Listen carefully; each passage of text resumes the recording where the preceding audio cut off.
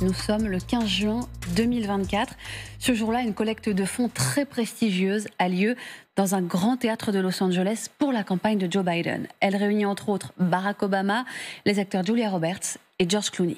Ce dernier est déjà dans la salle depuis longtemps, occupé à poser pour toutes sortes de photographies quand il voit Biden arriver un peu plus loin en boitant. Il sait qu'il vient d'atterrir d'un sommet du G7 en Italie, qu'il est donc sans doute fatigué, mais il est quand même surpris, choqué. Le président semble avoir vieilli de plus de 10 ans depuis la dernière fois qu'il l'a vu, en décembre 2022. Mais le pire, c'est l'échange qui va suivre. « Merci d'être là », dit Biden en passant devant l'acteur et en le regardant. « Vous connaissez George ?» dit l'assistant du président, essayant de lui rappeler gentiment qui est en face de lui. « Oui, oui », dit le président, « merci d'être là. » « Bonjour, monsieur le président, comment s'est passé votre voyage ?» demande alors poliment Clooney. « C'était bien », répond Biden. À ce moment-là, il apparaît évident à toutes les personnes présentes que Joe Biden n'a pas reconnu George Clooney. Alors que, juste on le rappelle, ils se connaissent. Ils se connaissent depuis 15 ans. Il est une des plus grandes stars américaines et ils se connaissent depuis 15 ans. Ils ont fait des choses ensemble. Exactement. C'est un des donateurs de ses campagnes, évidemment. Et à ce moment-là, il ne le reconnaît pas. Non. Cet échange est retranscrit par deux journalistes américains, Alex Thompson d'Axios et Jake Tapper de CNN, dans un livre, Original Sin, péché originel, qui sortira ces prochains jours. Il raconte comment l'entourage de Biden a soigneusement dissimulé son affaiblissement pendant de très longs mois, jusqu'à lui permettre de prétendre à un second mandat. Et il y a des exemples concrets ? Oui, il y en a. Les rendez-vous immanquables étaient concentrés entre 10 et 16 heures. Les discours qu'on lui rédigeait devaient être brefs, afin qu'il ne passe pas trop de temps debout. Et ses assistants publiaient parfois des vidéos de lui au ralenti pour brouiller la réalité de sa lenteur, que l'on a tous pu constater, Magali, c'est vrai, sur ces images, quand on le voyait descendre de son hélicoptère, descendre de son avion, quand on le voyait sortir d'une voiture, quand il s'avançait vers une scène. On l'avait vu. Ah mais là, les images que vous montrez, alors c'est vrai qu'on se souvient de les avoir commentées, mais avec le recul et sachant ce qu'on sait, ce que vous nous dites, là c'est criant. Le livre décrit comment un petit cercle proche, conseillers, famille, l'a isolé dans un cocon protecteur et factice. Parmi eux, Mike Donilon, son collaborateur depuis les années 80, qui ne pouvait ignorer la situation puisque le président a un jour oublié jusqu'à son propre nom. Son collaborateur depuis les années 80, Mike Donilon. Parmi eux également Jill Biden, l'épouse, décrite comme de plus en plus protectrice à mesure que son mari s'affaiblissait. C'est d'ailleurs assez visible sur cette vidéo que j'ai sélectionnée. Le livre égratigne Anthony Bernal, le conseiller de la Première Dame, le décrivant comme quelqu'un qui pouvait mettre fin à toute conversation sur la santé du président en disant à ses collègues « Jill ne va pas aimer ça ». Mais personne ne lui a dit quand même mettre dans un cercle plus large ? Si, enfin, légèrement, et là encore c'est très révélateur. Le livre raconte qu'Anthony Blinken, son secrétaire d'État, un homme avec une solide expérience politique, lui a gentiment demandé s'il était prêt à se représenter, mais que le président l'a rassuré sur le fait que tout irait bien. Il raconte aussi que Chuck Schumer, le chef de la majorité démocrate au Sénat, avait de vrais doutes, au point que Biden lui rappelait sa mère atteinte de la maladie de Parkinson, mais il n'en a rien fait de ces doutes, n'en parlant même pas à ses collègues du Congrès pour ne pas leur passer ses propres craintes, en quelque sorte. Tout se passe comme si les démocrates avaient été paralysés, et on connaît la suite. Vous la voyez, cette image, le débat Biden-Trump du 27 juin 2024, qui a révélé à la face du monde la faiblesse du candidat président, jusqu'à conduire à son renoncement encore un mois plus tard, à 3 mois et demi de l'élection, d'où le titre du livre, « Péché originel, celui qui a coûté aux démocrates leur chance pour la Maison-Blanche ». Mais alors c'est en fait une remise en question du Parti démocrate.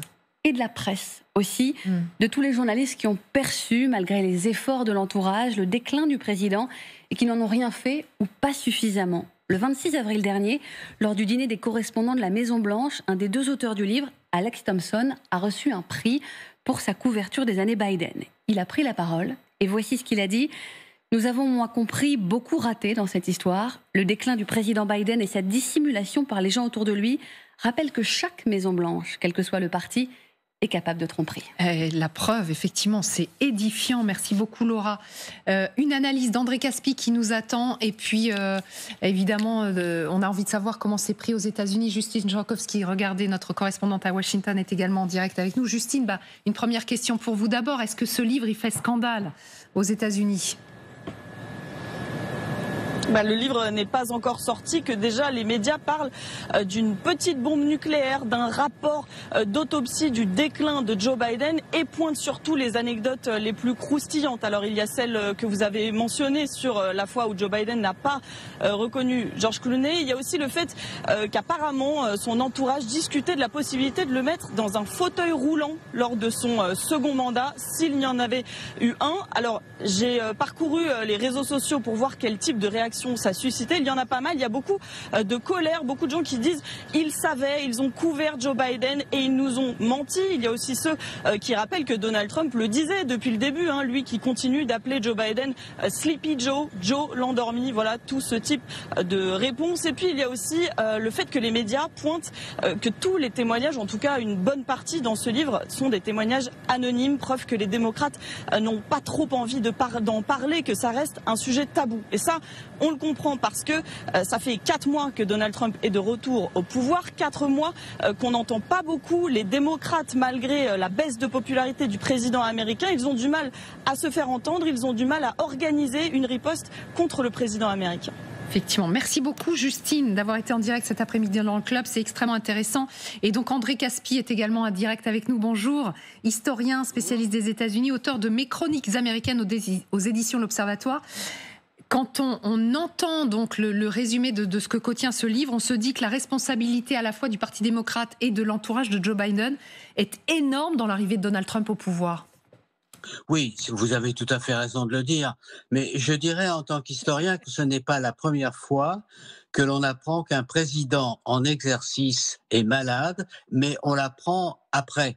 Il faut se référer, si vous voulez, tout d'abord à Woodrow Wilson en 1919, qui avait été frappé d'une hémiplégie et qui a continué, en somme, à exercer le pouvoir présidentiel tant bien que mal jusqu'à sa sortie de la Maison-Blanche, c'est-à-dire au tout début de l'année 1921.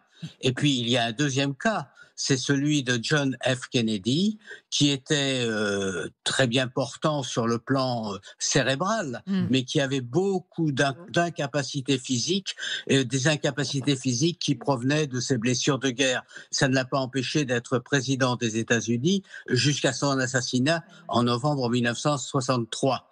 Donc ça veut dire qu'au fond, il y a toujours eu dans ce domaine une sorte de pudibonderie de la part des politiques américains qui n'osent pas dire que leur chef souffre de handicap, que leur chef, en somme, n'est pas complètement en grande forme.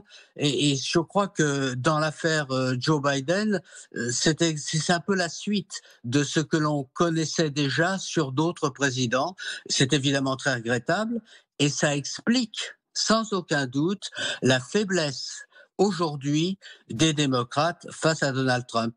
Qui n'arrive pas à s'en relever, effectivement. Magali, juste, on rappelle que vous avez couvert la présidentielle américaine, que vous y étiez le jour de l'élection et tout. Joe Biden, vous l'aviez vu quoi, une semaine avant qu'il se retire ? Alors, il faut savoir que depuis ces bourdes et ce débarraté et l'arrivée de Kamala Harris, il était quand même énormément mis de côté. Mais c'est vrai qu'une semaine avant, on le retrouve dans une petite salle en Pennsylvanie avec des syndicalistes. Alors, c'est vraiment le peuple des syndicalistes, c'est vraiment là où il est chez lui. Il les connaît tous. Et on voit à quel point c'est un Joe Biden quand même très affaibli qui monte sur scène. La salle n'est pas très grande et je vous promets, il faut tendre l'oreille pour entendre ce que dit Joe Biden au pupitre. Et quand on le voit à ce moment-là, une semaine avant le scrutin, on se dit mais comment est-ce qu'on a cru que cet homme-là allait arriver à faire une campagne présidentielle américaine? Parce que c'est un marathon, une campagne présidentielle. C'est arriver à faire 3-4 meetings dans la journée, être en permanence en déplacement.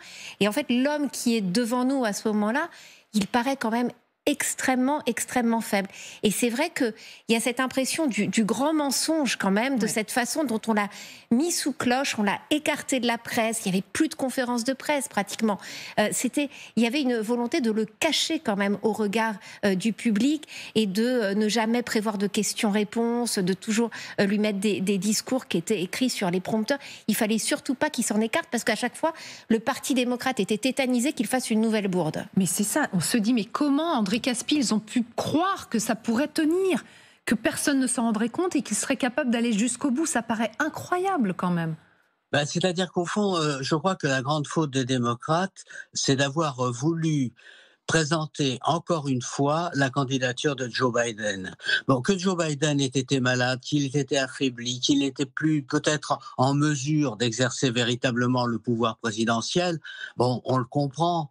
Et on comprend également que les démocrates n'aient pas demandé à Joe Biden de se retirer de la présidence pour laisser sa vice-présidente exercer le pouvoir. Mais là où la faute des démocrates est incontestable, c'est qu'ils ont osé présenter de nouveau la candidature de Joe Biden pour les élections de novembre 2024. Et c'est là évidemment que la catastrophe est arrivée, puisque au mois de juin 2024, dans ce débat avec Donald Trump, la vérité a éclaté, c'est-à-dire qu'au fond, les téléspectateurs, le monde entier s'est aperçu que Joe Biden n'était pas en mesure d'exercer le pouvoir présidentiel. Donc, si vous voulez, il y a une faute de la part des démocrates et une faute qui explique qu'aujourd'hui, le Parti démocrate soit quand même terriblement affaibli, c'est-à-dire que, au fond, il y a un problème de crédibilité et ce problème de crédibilité est encore agrandi et accéléré, pourrait-on dire, par la révélation que le livre vient d'apporter. Et en quelques secondes, on manque de temps, mais le rôle de la presse dans tout ça, le mea culpa qu'on lit aussi, pourquoi est-ce que la presse n'en a pas dit davantage ?